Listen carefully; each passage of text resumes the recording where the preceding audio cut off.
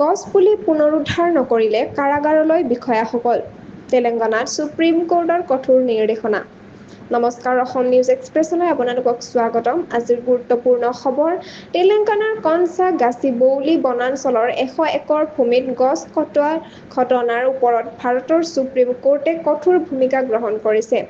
Supreme কোৰ্টে Telangana চৰকাৰক স্পষ্টকৈ কৈছে, যদি কাটি পেলোৱা গছ পুলি পুনৰ লগোৱা নহয়, তেন্তে চৰকাৰী বিষয়াসকলক কাৰাগাৰত পঠিওৱা হ'ব পাৰে।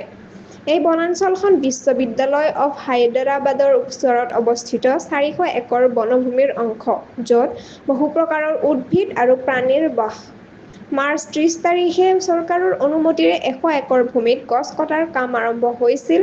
ইয়াৰ বিৰুদ্ধে ছাত্ৰ-ছাত্ৰী আৰু সাধাৰণ ৰাইজে প্ৰতিবাদ জনায়, যাৰ ফলত আৰক্ষীৰ সৈতে সংঘৰ্ষও হয়। এই ঘটনাৰ ওপৰত 3 এপ্ৰিলত সুপ্ৰিম কোৰ্টে স্বতঃপ্ৰেৰিতভাৱে গোচৰ লৈ সকলো গছ কটাৰ কাম বন্ধ কৰিবলৈ নিৰ্দেশ দিয়ে। কোৰ্টে ৰাজ্য চৰকাৰক বন বিভাগৰ অনুমতি, পৰিৱেশ প্ৰভাৱ মূল্যাংকন আদিৰ তথ্য আৱশ্যক বুলি কৈছে।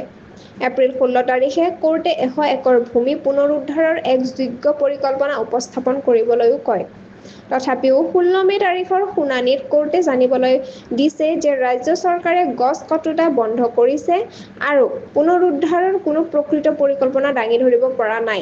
ন্যায়মূৰ্তি গাৱাইয়ে কয়, আপুনি যদি মুখ্য সচিব আৰু অৰ্ধ-ডজন বিষয়া সাময়িকভাৱে জেললৈ প্ৰেৰণ কৰিবলৈ ইচ্ছা কৰে, আমি কৰিব পাৰোঁ। আমাৰ উদ্দেশ্য সদায় সেয়ে উন্নয়ন।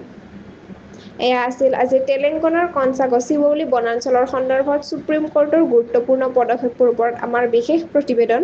অধিক জানিবলৈ সংযুক্ত হৈ থাকক অসম নিউজ এক্সপ্ৰেছ চেনেলটোৰ লগত। চেনেলটো লাইক, কমেণ্ট, শ্বেয়াৰ, ছাবস্ক্ৰাইব কৰিবলৈ নাপাহৰিব। লগতে কাষতে থকা বেল আইকনটো দবাবলৈ নাপাহৰিব। ধন্যবাদ।